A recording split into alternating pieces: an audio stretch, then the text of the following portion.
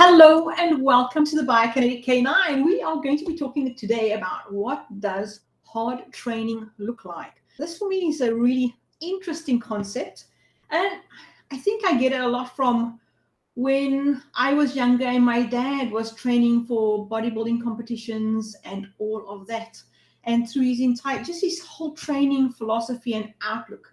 And it's so different to a lot of people out there. So it's something that resonates with me and also with my dog training and strength training that I do with them. So what am I talking about? But before we get into that, let me just introduce myself. I'm Angela Ahern. I'm the founder of the Biokinetic K9, and welcome. We do conditioning and fitness for dogs, particularly sporting dogs. What are we talking about? Let me just give you a small story. It's my dad, when he trains, even for competition, never more than 3 to 4 times a week. And other people would be in the gym and they'd be training and training. And when he did bodybuilding, but before that he did what do you call it now? Damn it, now. He does not powerlifting. It's an Olympic sport. Mine's a blank. Any case, we do the clean and jerk and etc. etc. He do those. And he said today, from the age of 13 until 20 odd, he never ever missed he always won every competition. And this was for me like really incredible to hear. It's something else. But if you look at his training, he wouldn't go training all the time. He'd train, rest, train, rest, train, rest. Just that's how it was. And he surpassed everybody. He held all the records for our country. He was going to the Olympics, and unfortunately politics at the time, we were banned, but he was a Springbok athlete in his sport. But he also trained very differently to everybody else. So what is training hard? How does it look like for you and your dogs? Well, basically, when we look at training hard, hi, Annika, hi, welcome. When we look at training hard, people will look at, well, where they are now and versus the goal. And the goal can be a lot of things for a lot of people. So if we just take dogs, for example, the goal can be just entering a trial. The goal can be winning nationals. The goal can be winning the worlds. All of these things, various people have different goals, but they all know what their goal looks like, and they know where they are now. And then you'll see in this title is the goal versus the space of now versus the space and the goal. And we know what this goal looks like. We know where we are now, but it's this part, that space, the dash.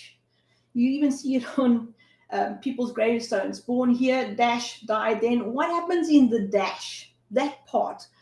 There's a beginning and there's an end, but the middle is where everything happens. So when we're looking at the middle, we normally see, when we're looking for the middle and we go and try and find things, we go look at social media, we'll normally see the end result. We'll see a piece of training by an accomplished dog, or a piece of training, a clip of training, 30 seconds, maybe 2 minutes, by an accomplished trainer, or the best part of their work put together. But nobody shows you what's all happened, the whole trials and tribulations in between. What is training hard? And it's that dash part that is so important. We know there's a beginning, we know there's an end, but that dash part, that is maybe the hard part, because it's hard because we don't know what it all contains. We don't know what it entails. We don't know what people went through. So when it comes to training hard for your sport, for your fitness, for your conditioning, what is it? And hard is different for different dogs. Always different for different dogs. Riani, hello, how are you? The same goes for the sport. So let's just take IGP. I'll speak about IGP because it's a sport that I know I do. It's different for different dogs. To train one dog, and you can train the exact same style, manner, commands, and how you work that dog. You use all those same things on the next dog, and you'll get a different result. I've seen it. I've seen it in the various dogs that I have trained, and I've seen it in the various dogs that top competitors have trained, where I'm told, I didn't teach the dog to do this. I train the exact same manner, but this is how they are interpreting the information. So you're dealing with the dog's interpretation of the information you give it. So hard is different for different dogs, but the same thing goes from warm-ups. What is easy for one dog, it's difficult for another dog. So your warm-up has to change. You're dealing with an individual dog here. And it's also different for professional athletes. What is difficult for them is not always the same difficulty for the next professional athlete. And this is particularly true if you've got professional athletes coming out of rehab. So if you take for humans, they can walk, they can jog, they are functional, but they can't compete straight away. So even when they go back into their basic exercises of their sport, it's hard for them until their body adapts and becomes more accustomed, and they rebuild those neuron paths for them to be able to do what they used to do, which was easy for them. But now they've gone through a setback. Their body is now recovered. Now they've got to retrain. It's hard. So what are we looking at? So even when it comes to IGP, so many IGP, I know a lot of handlers say this, and they're not far wrong, but sometimes it's a little bit of it's a difficult way to say it. They'll say, oh, IGP, it's the most difficult sport to train. There's so much training. I train so hard with my dog. I train almost all the time. I train every day. And if you hear these things, it's enough to put anybody off from even getting into the sport. But many of them say they train hard. There's no time for anything else. There's 3 phases after all. You've got tracking. They've got to do obedience. They've got to do protection work. You've got to get helpers. You've got to be able to do all these things. For me, tracking, that's hard because it takes so long to do. But what is hard for one person is easy for somebody else. I know somebody else that loves tracking. They love the serenity, the peacefulness. For me, it irks me, but I've got to get through it, and I've got to make it nice for my dog. So when they are saying we train an hour a day, very few people will do it. Very, very few. But if you say, no, I may be training every day, but it's 5-10 minutes at a time, it's great fun. I have a lot of fun with my dog. You get more people a little bit more intrigued. What are you talking about? So when I train with my dog, yes, sometimes you have a hard day, but it's just a hard day because maybe your own mind is not right. And sometimes you'll have a really successful day. And when you're just playing with your dog and everything just falls together, the dog's getting it, or even if they're not getting it, it seems hilarious. It happens with me where the dog, the look they give you, it's just funny. You see the pupils go big and small, and you laugh at yourself and at the dog, but you're still having a good day. And you're still having a good training session. It's not hard then. So you have to take everything in context. And if you're doing just a little bit every day and you're having fun with it and it's a game for your dog, wow, that really sticks into their brain. They love it. Then it's not so hard. Bob, hello. You're saying you train every day, but small pieces and not long at all. I know, I've seen your training in the club. Your training is gorgeous. I love it. That's the whole idea. So if somebody has to say, oh, I do IGP and it's hard, I train every day, but they don't see what you're doing, for example, they'd go, oh, I can't do this. But if somebody had to watch you, they go, wow, I'd like to also try that. And you know what you're doing with your dog and you're getting results. And you've also started somewhere. And this is the key. Every easy looking exercise, and it looks so easy, always started out hard. So if you look at professional gymnasts on TV and you watch them, and they do the flick flacks and they tumble and they can do these somersaults and they do these handstands, and it looks so easy. It looks so easy you can just do it in your lounge. You know that the easier somebody makes it look, the more professional and expert they are at doing it. They've achieved a level where it actually looks that easy because their body knows what to do. Their body is strong enough to handle the exercise. So everything that looks easy started out hard. Even when I started at IGP and you see somebody walking with their dog next to him, I mean, the dog wasn't even looking up, but the dog was walking next to them off lead. Wow. To start out, that's so hard for somebody that doesn't know what to do. But when you start out and you learn, just get some engagement, get some food, it becomes easier. But just to look at it and you think, oh my word, that's hard. So what is hard training? Bob, you're saying once or twice a week I put it together so it's no longer training. Oh my word, that is a very, very powerful sentence. It's no longer training, but yet it is. But it's not this whole big thing of I'm going to train. We're just putting things together so it's not that hard anymore. There's a lot more fun involved. So hard is different. Every easy thing that looks easy now started off hard. Kay, hi! You saying I train with short bursts, especially with a young dog. Oh, yes. Which dog has got all this mental stamina to stay there and concentrate? Have you ever sat in a workshop or a seminar for the whole day? You come out and your brain is like porridge, like mashed potatoes, lumpy mashed potatoes, because you can't even put two thoughts together. You can't even speak in normal sentences when you get home. So those short bursts of a little bit of training, a little bit of fun, that rest time in between the short bursts, that's when all of that information comes together to make all that load of information, put it together so that it becomes easier to understand, because your dog is busy reading you and learning about what you require of it. So that is such an important thing that you are saying.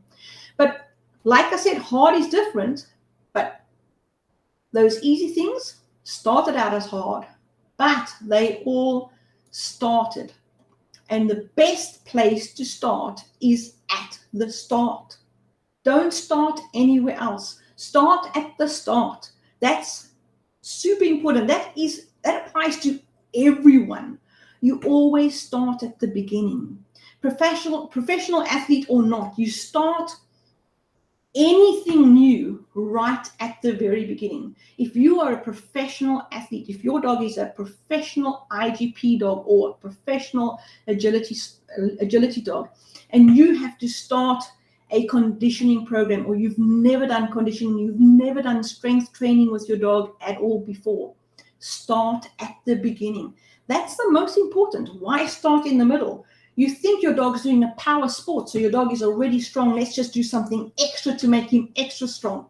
No. Let's get all the muscles working together, because whatever sport you've done, there are imbalances. Let's get the muscles working together, talking to one another to get that body working as a whole power unit, and then continue. So even if your dog is the super strong athlete of a dog, start at the beginning. Because even at the beginning, they're learning about coordination, about how to work that body. They may be strong, but they don't have control over that strength. And the control over that strength, that is so important. I've got somebody here. I can't see your name. You saying, I find short sessions get much better results. Oh, my goodness, yes. This is so important. Your short sessions, so that's not this information overload on a dog. You're teaching the dog something new, or you are practicing something the dog knows to make it fun. If you see a dog that's been training for way too long in a session, and I've seen it, you see their whole muscle tone in their body. they'll start up with a big at heel, they're up there, their body's toned and ready to go. And then they realize, oh, this is just going to be another long session. And you see all their muscle tone just go, they're flat. So what you're saying about short sessions for better results, 100% I have to agree with you. And that's the same for anything. Short sessions for better results, especially if your dog is learning something new. Bob, you saying conditioning, the start was hard, harder than training. Oh, wow. You are not the first person to say this. That is true. So I've had people that start their conditioning and they go, I can't do this. There's no way, my dog's got too high drive, or no, I don't know how to do this. But let me tell you that the people that persevere, and I've seen it, the people that persevere, I really take my hats off to them. Bob, you are one of them. Take your hat off to these people because they persevered. They've gone through their own struggle of how do I teach my dog this? And then they learn and they take it and break it up into small steps. And they go through a program or they go through an exercise and they work it. And once they've got that going, the results are unreal. The results are there. You can see them. They're tangible. You can see it in your dog's body. I can see it in your dog's body. Ego. The muscle change in his body is amazing. You've been doing this and you've been working on it. And even when you did too much IGP training, one after the other, to try and correct something, you saw imbalances start to creep in. And from there, you've really worked in your conditioning to get those muscle imbalances correct again. That is something else to see. So starting at the very beginning, this is step number 1, to start. Even professional athletes, if they have to start a conditioning training program and they go to their coach, they do athletics or they do whatever sport they do, that coach is going to start them at the beginning to get their body used to these movements, to tell them what is good, how to posture themselves, how to move their body so that you get maximum use of a muscle that is required for your sport. So you start at step 1 and you start building and adding and making small changes so that when you look back on all of those small steps that you do, just like you have, Bob, and you look back at how far you've come and you see how that progress and how you've built it up, you look back and you think, my word, I've made such huge strides. Suddenly you are part of that goal vision that you've seen other dogs do, and you don't even realize how far you've come. You've got this huge, big progress that you previously may have thought was hard or even impossible. I know about people that I can't get my dog's feet to be still. But when they do get their dog's feet to be still, because it is possible, and they see the engagement of the muscles within the movement of the exercises, wow, that's what we're talking about, strength with control, that controlled silent power that oozes through the dog's body. That's what you're going for. Not just a strong dog. Anybody can just get a strong dog, but that strength and that controlled power, it oozes through the pores. It's unreal with what you can see. So, Rihanna, you saying starting with a proper sit and a stand. Let's just put this up here. Starting with a proper sit and a stand just that was hard, because my dog is a happy, very busy boy, and asking to stay still was so hard. But look how far you've come. When you look at the dog and just ask him to control his seated position, and there's reasons for it. There's important reasons for that control.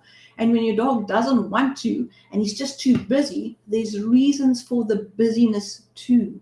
A lot of people will say, oh, but my dog's he's such a high drive dog. This dog, Rihanna's dog, is a high drive dog. It is busy, but you get that contained and controlled power.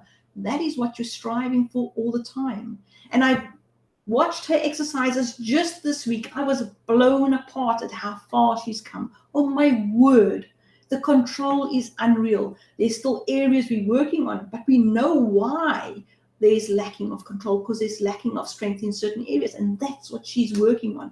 But the other things, wow, what we thought was, wow, this is how the dog is. No, this is not how the dog is. We make the dog stronger so that he can build up that strength and build up that control for any sport. Every fast dog out there, every strong dog out there needs to have that control just to stop the speed, for example, to decelerate carefully and precisely and accurately. That deceleration, that controlling deceleration, that requires strength, but not just strength with control of the body movements of the body. Super important. So when it comes to being your step one, start at the start. Start at the beginning. If you start at the beginning, this is where you build and you create small changes within the body, within your training, within your dog, to get big results out there. But you start at step one, never at step 5. There will always be holes. If you are starting at step 5, start at step 1. You may progress quickly steps 1 through 5, but then you know and you can see the differences in your dog. You can see it. Jaska van Weidenstrasser, hello, you are new. Let's see what you have to say. You're saying you absolutely agree, even with older dogs. Oh my word, older dogs for sure. Overtrained my dog for obedience part in IGP, and 3 days before the trial, he was not interested anymore. You know, you are not the only person to have experienced this. This is so true. Even for dogs that know the job, and then we overtrain because of us as humans. We become overzealous and we want the best and we want to practice. But we're working with another living being's body, and they are doing all the work. We're just walking up and down the field. We're not putting in a lot of human effort here. But the dog's bodies are. They're not just walking, they're walking at attention. They're walking with that controlled heel work. It requires a lot of muscle tension all the time, sustained muscle tension. And you can easily overtrain. And what happens? On the day when the performance must happen, the dog goes, oh, really, really again? Now you must do the whole routine, no reward. That is so difficult. So you are not wrong in what you are saying. Especially, I've got an old retired dog here. And when we were just doing some conditioning strength exercises today, and she comes to life. She comes to life because what do we do? We start at the very beginning. We do things that she can do, and she's doing it. And what happens? She feels like she's got value again because she's done all these competitions. She's not doing them and like, oh, where's her purpose? But now these small exercises give her this purpose, and she walks around like she's a young girl again. So it's really exciting for our dog, and we can do this with older dogs so long as we start them at the beginning and we grow their strength. Their muscles are deteriorating, and we are trying to halt or slow that down, and we do that by showing them steps of what they can do. She's still got the muscle memory from IGP, but when it comes to conditioning, we working on new muscle memories so she can get a full body workout, and it works like a charm. So when, of course, you're starting at the very beginning, you're starting at the starting point, then you want to have something that you start with where you get growth and variability. This is so important. Bob, you saying, I think the condition has helped with my bumping me at the front position for recall and retrieves. I think that I will agree with you because he's able to control. How many people out there have a recall and the dog just uses you to stop? I've had it with my dog. He used to lift me all the way up, take me back a whole meter. But they use you to stop because they can't stop in time because they are so fast.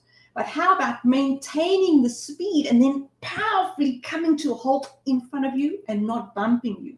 That takes strength. So I will tend to agree with you, Bob. I really will, because I've seen the work you've put in. Definitely, for sure. And to reprimand a dog for bumping you, you are going to take away the speed. And I'm not seeing his speed decrease anymore. I'm just seeing that he's able to control his speed much better. That's what you want. You want to maintain speed with accuracy. And for that, you need strength. So, yep, for sure. Yasko, you saying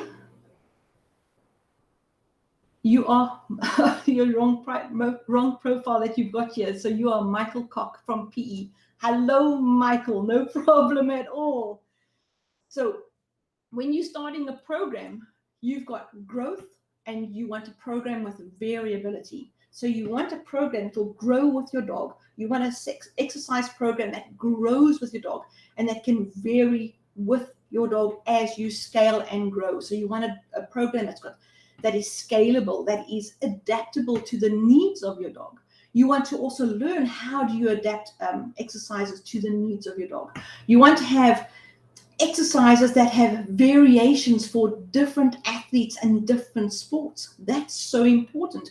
You want to have fundamentals that you can tweak for your dog, that you can tweak for your sport. It's the same as people going to gym. There's always those standard exercises. If you look at any strength thing for humans, there's squats, deadlift, bench press, bicep curls. They are basic exercises and there are those fundamentals. But how do you start with good, strong squats? You start without a weight. You maybe do chair squats where you just lower yourself to a chair and stand up. And eventually you take away the chair because you've built up those muscles, add on a little bit of weight, and you become stronger as you go. So you want a program that is going to scale and grow with your own ability to become stronger. The exact same thing happens with your dog.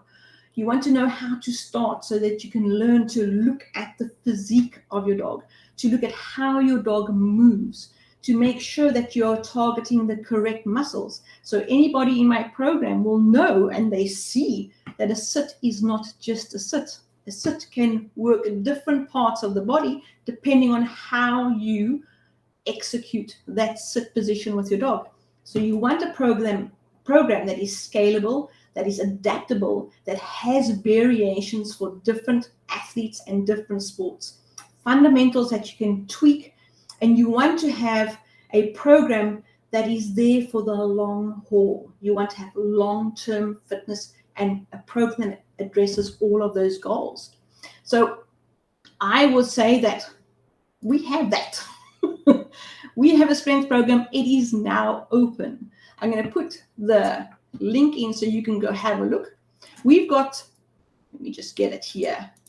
We've got some workshops that tell you why all of these things are important. So we've got a warm-up and cool-down workshop telling you why this is important and a list of exercises you can do and how to incorporate them into a warm-up. We've got how you can look at your dog's body to see if there's any discomfort, any tweaks in muscle tightness, etc., or possible injuries. We've got a canine athlete workshop that tells you why canine athletes need to do conditioning, what happens in their sport, what to look at in their sport, and how conditioning helps them so that you can see exactly what's going on. And then, of course, we've got our fundamental or foundation strength program. And our foundation strength program, let me put it here, see if it goes. It should go in the link. If it's not there, I'll put it in afterwards. Our foundation strength program is there for various sports. We give video to show you why these exercises are there and in what part of the sport it is used. So you can adapt and go through all of the exercises. Each exercise has got progression as your dog gets stronger, how to progress and what to look for, and then how to take each individual exercise and put it together and create a program for yourself. So your strength program, we are there for any fitness level, whether your dog is a competitor now or is just starting out. We look at, it's a strength-focused program. We've got single exercises that we put together into a family of exercises. And it's from easy to difficult. There's very little equipment that you need because equipment is seriously expensive out there. Oh, by word, some of it is more expensive than human equipment. But we show you that you don't need all of that equipment to start out. Never, ever. You can buy 1 or 2 pieces as you progress. And it's there and you can work at your own pace, but you are encouraged to progress. You're encouraged to try. You're encouraged to show us where you've got problems so that we can help you. That is what it is all about. Riani, you saying you really love our programs. Oh, thank you so much. Thank you so much. But you're also saying respect your dog. Their will to work is a gift and should be nurtured. That is such an important thing. They're always wanting to work. Rather nurture it and grow it. And this program helps them grow. The dogs absolutely enjoy our program. They absolutely do. They enjoy the training. I've got some people that are saying like, oh my word, my dog actually enjoys doing this. And so they want to continue. That makes me like this huge, big smile.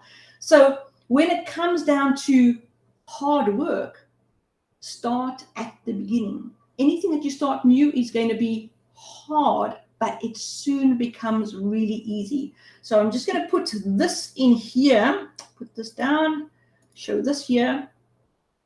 So our canine strength training, know your goal, but you don't know how to start. This is where you start. This is the best place to start. We start right at the very beginning of why it's important to get your dog's feet to be on 2 planks. That is the very basic start. How to get them onto the plank, what to look for when they are standing nice and square, and how you can use these planks to make them execute exercises more accurately and target the muscles better. So when it comes to training hard, and what does it look like? It looks like different situations for different dogs, different ages. And hard may be easy for the dogs that know how to do it, and easy, what looks easy, may be very difficult for a dog that is just starting out to work that exercise. I know with me, when I first had to try and get my dog's front paws on a front plank and back paws on a back plank, I was like, oh my word, how am I going to get this done? But now they do it out of their own because they know what is required and they know that this is going to make them better and they know they're going to get a treat for it in any case. So there you go. I hope you've enjoyed today's talk. I hope you go take a look at the program, read through it. If there's anything that you are wanting to know more about, you're most welcome to send me a message in email or messenger. I'm happy to answer any questions. Go take a look. If there's anything that you need to know about, there is a early bird special on. You put in, there's a code. If you put in that coupon code, you will get a discount on the price. So take advantage of it. We do live calls in a month. If you want extra training, if you are in that program, you get me at a discounted rate. All right. So I'm hoping that you enjoy what you see. I hope this helps you. Hard training is not the same for everyone, but whatever you're doing, if it's a sport, if it's conditioning, if it's strength, if it's cardio, if you're running an endurance, like one of the people I know is running an endurance test, start at the beginning. Start at the start. Don't just go and run it. Start, build up everything.